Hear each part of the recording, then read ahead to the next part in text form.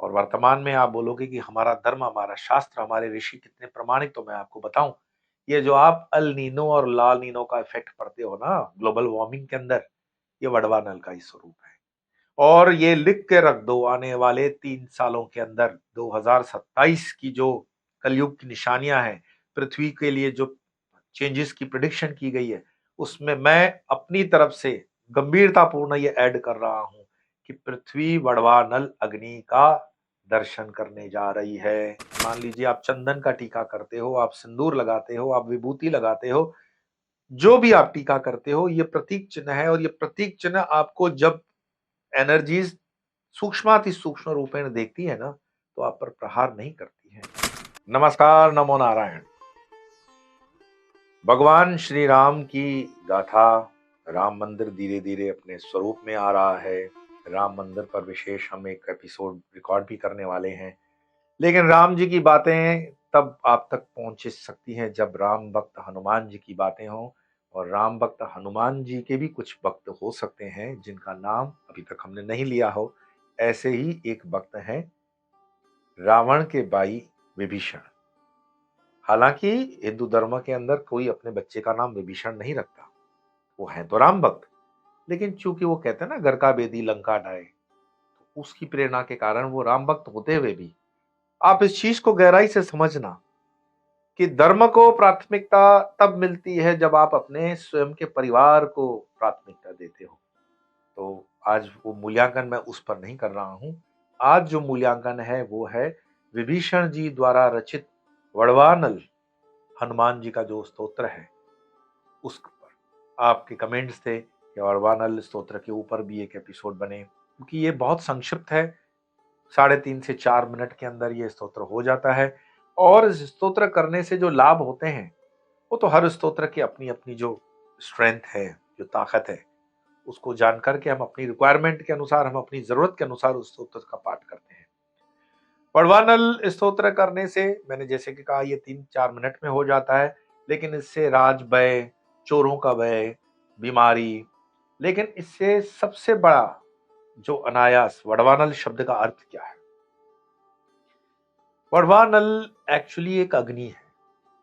मैं इस पर आऊंगा कि किस प्रकार की अग्नि है। आयुर्वेद में इसका उल्लेख है, जैन धर्म के अंदर इसका उल्लेख है, दुनिया की और संस्कृतियों में इसका उल्लेख है।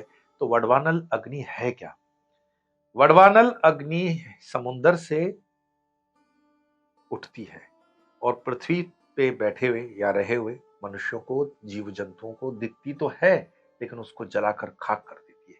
यही वड़वानल अग्नि का प्रयोग हनुमान जी ने लंका को भस्मीभूत करने के लिए किया।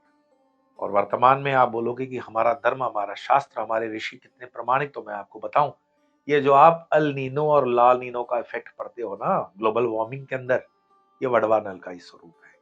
और ये लिख के रख दो, आने वाले 3 सालों के अंदर 2027 की जो कलयुग की निशानियां हैं, पृथ्वी के लिए जो चेंजेस की प्रिडिक्शन की गई है, उसमें मैं अपनी तरफ से गंभीरतापूर्ण ये ऐड कर रहा हूं कि पृथ्वी वड़वा नल अग्नि का दर्शन करने जा रही है। ये अग्नि ऑस्ट्रेलिया के तटों से उठेगी और उठती हुई मैक्सिको तक इसको देखा जाएगा। और इसमें काफी जीवों का नाश होगा, काफी देशों को उसमें जलना पड़ेगा। क्यों? कि इसके अनेकों कारण होते हैं। लेकिन आज हम वड़वानल स्तोत्र विभीषण जी द्वारा जो रचित है उसके विषय में बात कर रहे हैं।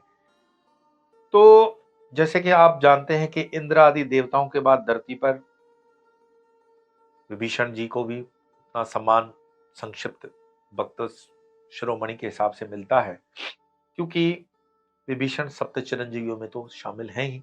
आप पूछेंगे आप सप्त चिरंजीवी कौन से हैं? तो सप्त चिरंजीवी हैं अश्वत्थामा, राजा बलि, महर्षि व्यास, हनुमान जी, स्वयं विभीषण जी, कृपाचार्य जी और परशुराम जी। अब इसमें से कुछ थोड़े ज्ञानी आगे चलकर कहेंगे कि ऋषि मार्कंडेय भी तो सप्त चिरंजीवी हैं। ऋषि मार्कंडेय शिव कृपा से महामृत्युंजय जप करने के बाद चिरंजीवी बनते हैं। लेकिन जो नेचुरल कोर्स में सप्त चिरंजीवी हैं, जिनके मैंने नाम बताया, वो सप्त चिरंजीवी हैं। मार्कंडेय जी का बाद में उल्लेख उसमें पड़ता है और मार्कंडेय जी भी चिरंजीवियों में आते हैं, वो अष्ट चिरंजीवी हो गए। और वो शिव कृपा से है। जैसे किसी प्रधानमंत्री ने अपना वीटो पावर यूज करके एक एक्स्ट्रा उसको दे दिया हो, तो ये शिव कृपा से बने हैं। तो विभीषण सप्त चिरंजीवियों में है। विभीषण जी का जो मंदिर, मंदिर मतलब घर जिसको हम बोलते हैं, देवालय नहीं बोल रहा हूं, मंदिर बोलता हूं। संस्कृत के अंदर मंदिर शब्द का अर्थ है आपका घर। देवालय मतलब देवों के रहने का आलय, देवालय। तो जो श्रीलंका के अंदर उस समय हनुमान जी जाते हैं मां सीता को खोजने के लिए, और वडवानल वो अग्नि से पूरे लंका को अग्नि से भस्मीभूत करने का वो निर्णय लेते हैं, तो वहां पर वो देखते हैं कि शंख और पद्म के निशान से जुड़ा हुआ एक स्थान है। तो दो जगहों को उन्होंने अपने अग्नि के कोप से बचा लिया था। एक था अशोक वाटिका जहां मां सीता थी, दूसरा विभीषण जी का स्थान, क्योंकि उस पर राम लिखा हुआ था।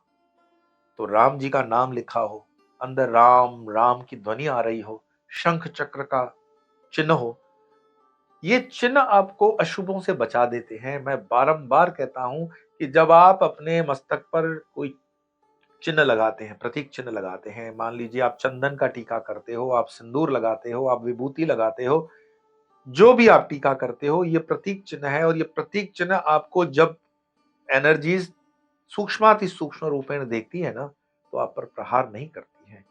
इस चीज को से समझो कि विभीषण जी के घर के बाहर शंख चक्र पद्म वगैरह का जो निशान और राम मंत्र का जो उल्लेख है, वो उसको इस अनहोनी से बचा लेता है।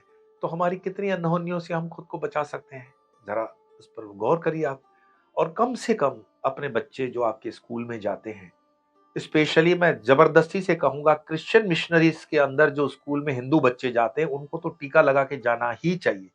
क्योंकि क्रिश्चियन मिशनरी स्कूल के अंदर गुंडागर्दी करके हिंदू प्रतीकों का तिरस्कार किया जाता है। हमारी बच्चियों के हाथों से मेहंदी की वजह से उनको पनिशमेंट दी जाती है। और जितने मैं गुजरात के बच्चों का भी देखता हूँ, ये स्वामीनारायण संप्रदाय के टीके वगैरह लगाते हैं या त्रिपुंड लगाते हैं, क्रिश्चियन मिशनरी स्कूल का उनके ऊपर बहुत जुल्म होता है। तो हिंदू बच्चों को स्कूल में टीका लगा के जाना चाहिए। और जो टीचर, प्राचार्य, आचार्य इसका विरोध करते हो, उसका खुले में हमें बाहर आकर के विरोध करना चाहिए। क्योंकि ये हमारे मानदंड है, ये हमारी संस्कृति है, ये हमारा सनातन धर्म है। यहां नहीं लगाओगे तो क्या साउदिया में लगाओगे? तो कब बनेगा भारत आपका विश्व विराट हिंदू राज्य? जब तक आप प्रतीक नहीं लगाओगे तो कैसे बनेगा? अब राम राज्य की स्थापना हो गई, अब राम राज्य की स्थापना, राम मंदिर की स्थापना हुई, राम राज्य की स्थापना आपकी बाकी है। तो ये प्रतीक चिन्हों से आप अपने पीढ़ियों को जागृत करो, उसमें चेतना जगाओ। तो विभीषण जी द्वारा ये वडवानल स्तोत्र की जो मैं बात कर रहा हूं, याद रखना उसमें कई बीज अक्षर आते हैं। बीज अक्षरों का थोड़ा बहुत प्रोनाउंसिएशन आपको खुले स्वर से करना होता है, उसका प्रैक्टिस से हो जाएगा। थोड़ा बहुत शुरू में अगर गलती हो भी जाए तो हाथ जोकर विनम्रता पूर्वक परमात्मा से क्षमा याचना कर लेना, वो क्षमा कर लेंगे। तो बीज अक्षर जो होते हैं वो कल्प वृक्ष के समान होते हैं। उसमें जो निहित होता है, जैसे मानो राई का दाना जैसा कोई बीज है, वो वट वृक्ष जैसा उसकी संभावना बनती है। तो बीज मंत्र का बहुत बड़ा प्रभाव होता है। उसका प्रोनाउंसिएशन भी ठीक से करने से उसका लाभ भी बहुत अच्छा होता है। यही वडवानल स्तोत्र स्वामी समर्थ जी के नित्य उपासना पुस्तक में इसका जिक्र ज्यादा मिलता है। मतलब आप सोच लो कि ये स्तोत्र कितना पावरफुल होगा। अब आप फिर पूछोगे कमेंट्स में, क्या ये महिलाएं कर सकती हैं? मैं कहता हूं वो धर्म नहीं पाखंड होगा जिसमें महिलाओं को बराबरी का हक नहीं है। महिलाएं दुर्गा चालीसा, हनुमान चालीसा, रामायण, महाभारत सब ग्रंथ पढ़ सकती हैं, वेद पढ़ सकती हो। गार्गी आपका आदर्श है। आपके आदर्शों की मैं एक एक करके महिलाओं ऋषियों का नाम लूं, आप स्वयं से क्यों नहीं पढ़ते हो? तो ये स्तोत्र महिलाएं पढ़ सकती हैं। हाँ, शुचि अशुचि के आपके मन की अवस्था को छोड़ करके कोई बंधन नहीं है। एक साफ आसन होगा, आपका जो व्यवहार बाकी शुद्धता वाला है, ज्यादा आडंबर की आवश्यकता नहीं है। बस इसका पाठ कोई भी कर सकता है, वो चाहे स्टूडेंट हो, चाहे महिलाएं हो, चाहे वृद्ध हो, बीमार हो, कोर्ट में फंसे हो, कोई भी परेशानी से। इसके फायदे जैसे मैंने बताऊं कि ज्ञान है, शिक्षा है, बुद्धि है, ग्रह दोष है, स्वास्थ्य है, धन है, स्मृति है, दुर्घटना है, इतने इसके फायदे। ये व्यापारी बुद्धि वाली बात। हालांकि परमात्मा का कोई भी स्तोत्र उस बुद्धि से तो नहीं करना चाहिए, पर ये बिल्कुल मिल जाते हैं। फिर आपके मन में फिर संशय कि इसका अनुष्ठान कैसे करेंगे? तो 41 दिन तक, 41 डेज तक इसका 108 पाठ का अनुष्ठान होता है। 108 पाठ आप रोज भी कर सकते हो और कुल भी 108 पाठ का संकल्प ले सकते हो। वैसे मंगलवार और शनिवार को इसको विशेष कुछ लोग करते हैं। तेल जो यूज होता है इसमें दिए पर सरसों का तेल, उसका दीपक होता है। वडवानल का जो संदर्भ है, ये जो वडवानल अग्नि है, मैंने जो आपको बताया, ये ला नीनो और अल नीनो, तो आप कुछ बुद्धिजीवी सेक्युलरिस्ट निकलेंगे, कुछ विधर्मी भी निकलेंगे कि इसका आप वेदों में कोई संदर्भ है, बिल्कुल है। स्कंद पुराण में जीवी तगरेजी द्वारा जब कमेंट्री लिखी गई है, उसके अध्याय नंबर 31 में महाभारत को आप पढ़ेंगे तो उसमें आप आंखें खुल जाएगी। विधर्मियों ने हमें हमारे शास्त्रों से इसलिए अलग किया, उसमें हिंदू भी आ गए कुछ कि महाभारत नहीं पढ़ना। ऐसा नहीं है, महाभारत पढ़ना चाहिए, सबको पढ़ना चाहिए और ध्यान से पढ़ना चाहिए। महाभारत के अंदर जिस साइंस एंड टेक्नोलॉजी का उल्लेख किया गया है, उस समय भी पनडुब्बी सबमरीज चल रही है, और वो जो पनडुब्बी जिस टेक्नोलॉजी से चल रही है, मैं उसी का उल्लेख कर रहा हूं। अध्याय 31 स्कंद पुराण में वडवानल अग्नि से वो पनडुब्बी चल रही है, ऐसा महाभारत में भी उल्लेख आता है। ऋग्वेद के 2.35.3 सूक्त 35 में इसी वडवानल अग्नि की व्याख्या की गई है। तो और वडवानल पे अगर मैं कहूं कि ये जो विशाल काय अग्नि होती है, इसका अभी कल्पना करना भी आपके लिए इसीलिए मुश्किल है क्योंकि रिसेंट ईयर्स के अंदर ये देखी या रिकॉर्डेड चीज नहीं मिलती है। पर जैसे मानो कि ज्वालामुखी फटती है, जैसे सुनामी उठती है, ये वडवानल अग्नि का एक प्रकार है। वडवानल अग्नि अगर समुद्र में लग जाए तो आपको भयभीत कर देती है। खैर, तो महाभारत में द्रोणाचार्य ने अर्जुन को मारने के लिए जिस अग्नि का प्रयोग किया था वो वडवानल अग्नि थी, और इसी वडवानल अग्नि को फिर अर्जुन को बचाने के लिए जो देव उपस्थित हुए वो हनुमान जी थे। क्यों? क्योंकि भीम उसके भाई हैं, भीम हनुमान जी के अवतार हैं, और अपने अवतार को तो वडवानल अग्नि में जलने नहीं देगा। तो द्रोणाचार्य जी ने जो रचना रची थी कि वडवानल अग्नि से अर्जुन को मारेंगे, उसको वो मार नहीं पाए। फिर दूसरी बार रावण ने राम की सेना को जिस अग्नि से मारने का प्रयास किया, वो भी वडवानल अग्नि थी। फिर अपने आप में रावण तो बहुत ज्ञानी थे, आप जानते हो वो जय विजय के अवतार से आगे बढ़ेंगे। जो लोग बिल्कुल जाने पहचाने, मतलब कोई होमवर्क किए बिना सीधे गाली देते हैं ना, उनको मैं निवेदन करूंगा हाथ जोड़कर कि पहले अपने शास्त्रों को पढ़ लो भाई। रावण को तुम कम आंकते हो। रावण को अगर भागवत से माध्यम से और ग्रंथों के माध्यम से देखोगे तो वो जय विजय हैं, द्वारपाल हैं भगवान विष्णु के, और वही जो 3 अवतार उनके होंगे उनमें से एक अवतार रावण का है। तो ये लीला है, इसमें बहुत सेंटिमेंटल होने की जरूरत नहीं है कि राम बड़े कि रावण बड़े। ये लीला है, उसका आनंद लो, उसमें से अपने काम की बातें समझ लो और अपना मार्ग प्रशस्त करो। वैसे वर्तमान में विज्ञान जो है इसको कहता है कि ये खनिज के कारण अग्नि लगती है। कैसे? समुद्र के अंदर से पेट्रोल निकलता है, तो आप कहोगे ये पेट्रोल की अग्नि है। ठीक है, उसकी क्योंकि इंटरप्रिटेशन हमारे पास शब्द कोश के शब्द कम है, हमारे ऋषियों के पास जो शब्द थे उतना तो कंपैरेटिवली इनके पास शब्द नहीं है, तो ठीक है कि खनिज में आग लगी तो आप उसको वडवानल कर सकते हो। बट मैं मानता हूं नहीं, ऐसा कुछ नहीं। रस शास्त्र है, केमिस्ट्री के अंदर, रसायन विज्ञान और कीमिया में, आयुर्वेदिक में जो नुस्खे दिए जाते हैं, जिसे रस जल निधि भी कहते हैं, वो वडवानल अग्नि, यही वडवानल अग्नि हमारे शरीर में मात्रा स्वरूपेण होती है। अहम वैश्वानरो भूत्वा प्राणिनाम देहम आश्रित प्राणापान समायुक्त पचाम्यन्नम चतुर्विधम। ये अनाज कौन पचा रहा है आपका? ये भी तो अग्नि का प्रकार है ना। तो ये अग्नि, वडवानल अग्नि अपने शरीर में भी कहीं विद्यमान है और आयुर्वेद उसको रिकॉग्नाइज करता है, और उसमें केमिस्ट्री जिसको हम कीमिया कहते हैं उसमें भी उसका उल्लेख है। और वर्तमान की विज्ञान इसको आइट्रोकेमिस्ट्री के रूप में वर्गीकृत करता है। जैन धर्म के अंदर सोमचंद्र जी द्वारा लिखित कथा महोदधि में निहित 157 कहानियों में से एक संदर्भित कहानी वडवानल अग्नि के ऊपर है। कुल मिलाकर के तो वडवानल शब्द की महिमा जानो, वडवानल शब्द के साथ साथ स्तोत्र की गहराई जानो, और अब जुड़ते हैं सीधे वडवानल स्तोत्र के पाठ में।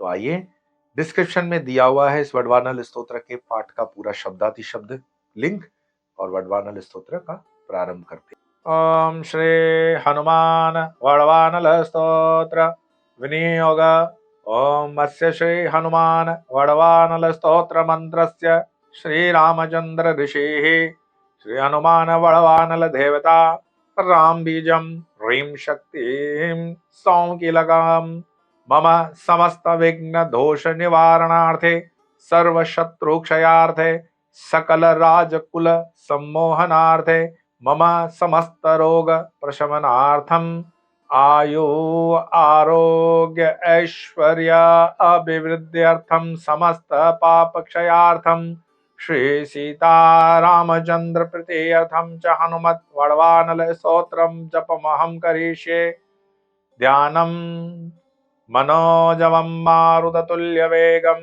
जितेन्द्रियं बुद्धिमतां वरिष्ठं वातात्मजं वानरयूथमुख्यं श्रीरामदूतं शरणं प्रपद्ये।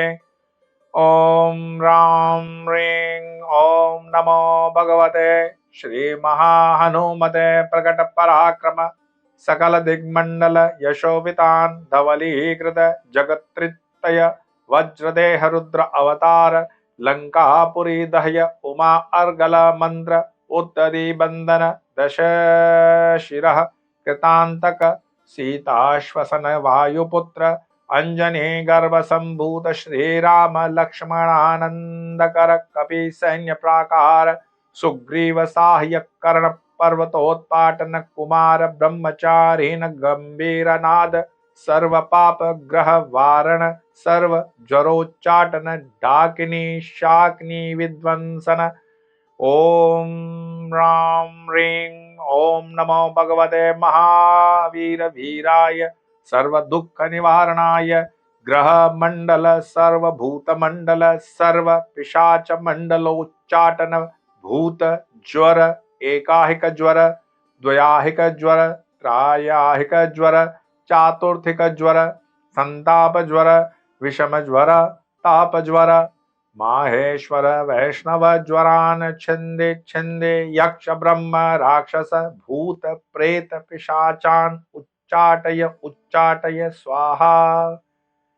ओम राम ह्रीं ओम नमो भगवते श्री महाहनुमते ओम राम ह्रीं ह्रूं ह्रीं ह्रौं ह आं हां हां हां हां ओम सौं ऐहि ऐहि ओम हम ओम हम ओम हम ओम हम।